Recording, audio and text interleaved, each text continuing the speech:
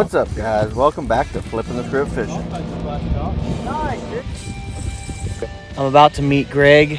He's going to show me how to use my depth finder better to find fish, catch fish out on the ledges. So I'll be able to relay that to you guys, and hopefully it will help us all out. All right, guys, stay tuned. Hopefully we'll get a little bit more steady action, get a couple biggins in the boat. Nice. So, all right, stay tuned. If you're not familiar with Greg Worsham, he's one of the founding geniuses of Talkin Tackle.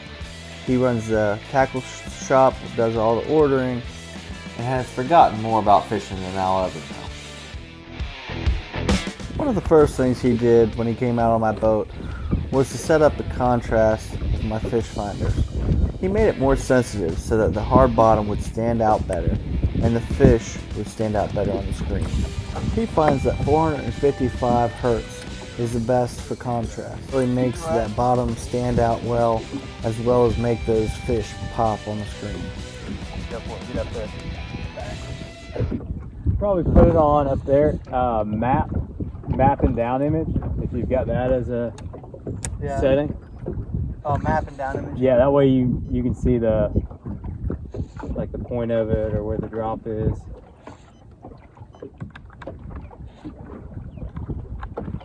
I use this little tiny one up here for my map. Oh, nice. And then use that one for side and down.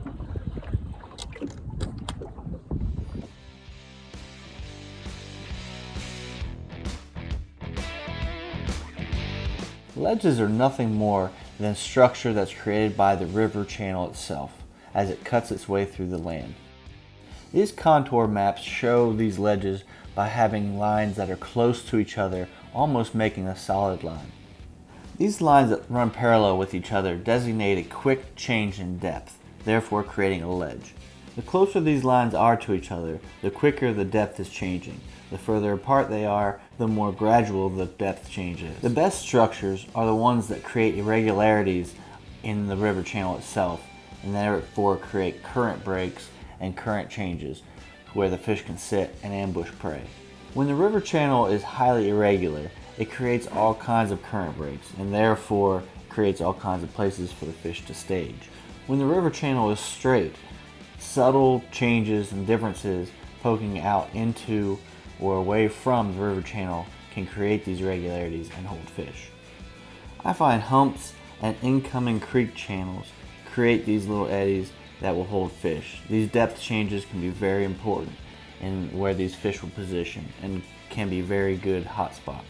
Underwater islands often split the river channel and can create these very large areas that will hold large schools of fish. The leading points of these islands create shell beds and often attract large numbers of large fish, and are definitely places where you want to start your search. Other hot spots include large channel swings, where the main river channel makes a large turn and oftentimes will create a visible ledge on the outside, otherwise known as bluffs. These will hold lots of fish as well, and they're very easy to find as they're very visible. They also take the brunt of the current of the main river, and the best spots are the places where current is visible. These channel swings also create eddies and slack water areas where fish can sit and wait for prey to pass by. Make sure to look for humps on the outsides and also creek channels coming into the main river channel. As long as I can be proficient deep, and I can go out and catch them if I have to. Mapping, and then at some point you can just upgrade your transducer. To what? Get a mega is a lot clearer. I'm sure there's transducers that aren't mega that you can get that you're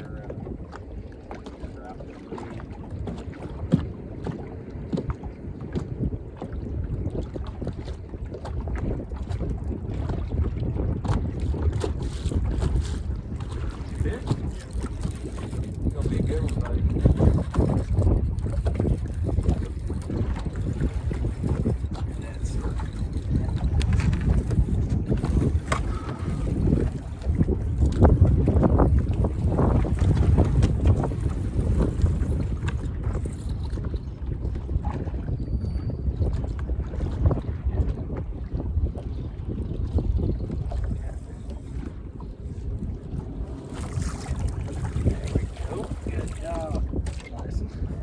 Hair jig?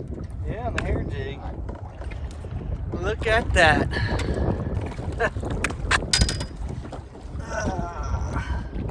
That's a fat fish right there. Healthy, man. I was just telling him I never really caught a fish on a hair jig, at least a largemouth. There he is. Look job. at that. Look how fat that thing is. That thing is thick. Let's weigh him. Let's see how much he weighs. I'm curious. I bet he's 4.5. Maybe not a 4. We'll go with 4. I always overestimate. Gosh, that fish is fat. Yeah, he is. 310. Told you I always overestimate. That is a fat fish. Look how fat he is. I'll take it. All right, let's let it go. There we go.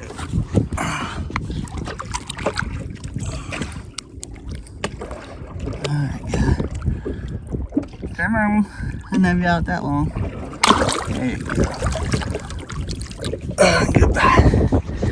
Alright, cool. 32 foot. You're probably throwing into 40 feet of water. Sheesh. That's crazy. 40 foot deep. So when we're lead fishing, how can we find fish, and more importantly, find fish that will bite? And what does that look like on our electronics? I've put together a couple images that should illustrate this and help us find and recognize these fish.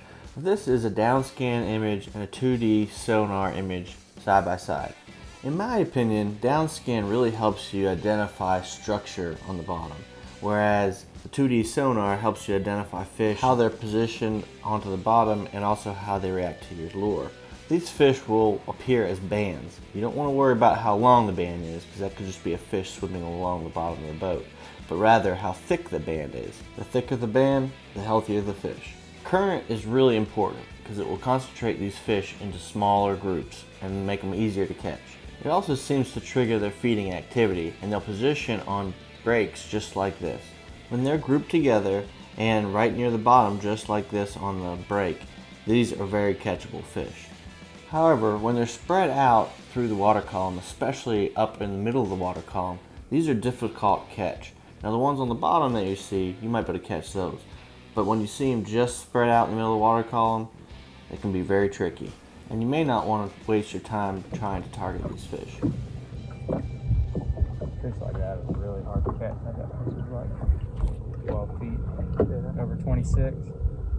Hard to get something like that to eat. There's like, that's fish, there's fish up there.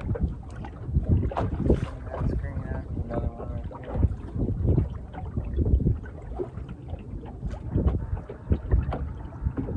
And sometimes 2D is easier to pick them up than down image.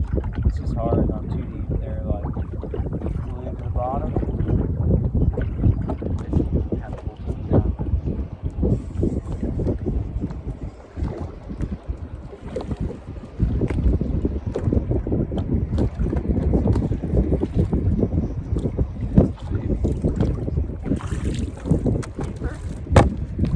Not a baby. Got a lamprey on it. High-tech swim bite.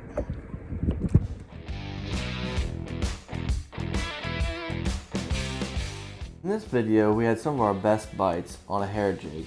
These lures do really well in the beginning of the lead season, and they can be fished in a finesse way but get reaction strikes. Consistent producer is a swim bait, Kitech 4.8 on lead head, swam really slow, bouncing the bottom. This is best when there's no current or hardly any current at all.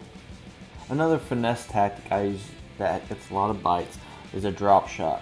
Check out the video I did on YouTube under the basic section, and it should show you exactly how to do this technique. Another technique I like to get a big bite is dragging a football head jig. Putting a little crawl on the back of there, it'll get you a big bite. Now if there's a lot of current, there's nothing more fun than throwing a big crankbait and dredging that bottom. Make sure you're making good bottom contact, bouncing it off the bottom, off those shells, and this will get you some fantastic action when they got current moving.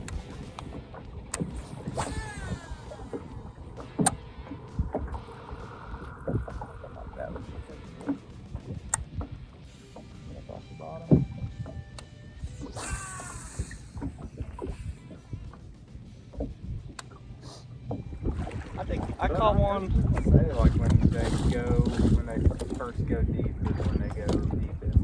Like when they first pull offshore. I didn't know that. And they'll pull out here when they get pressure. Like if there's people sitting there and casting the gear, they'll just scoot back a little bit when they got baits landing on their head.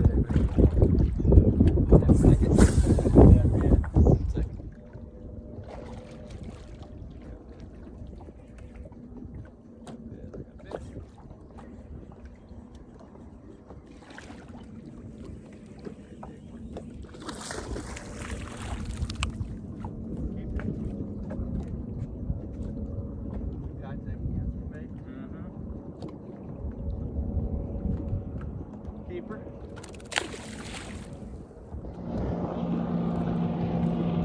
Dogfight just blasted off. Nice, Jared. Pull that one off. Not here, did he? Pretty good. Yeah, sir. Yeah, bud. Oh!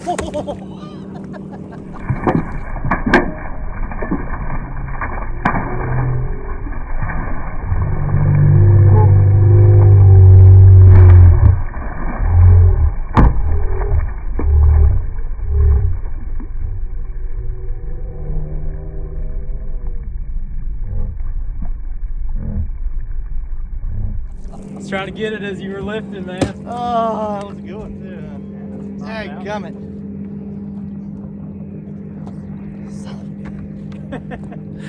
Yeah, it happens. I forced it too much, is what I did.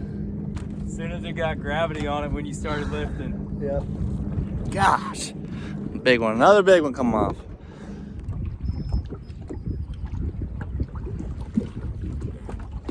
What do you think is the most important thing to catch the big ones? Long cast. I think long cast makes a big difference.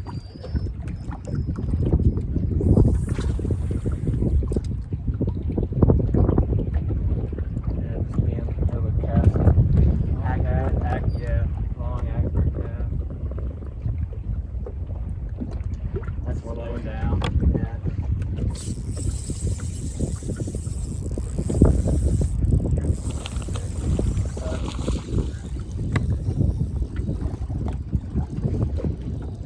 Staying off and stuff like that too. Fishing slow, keeping the trolling motor low. Low in speed or low in the water? Speed. Keep that drag nice and loose.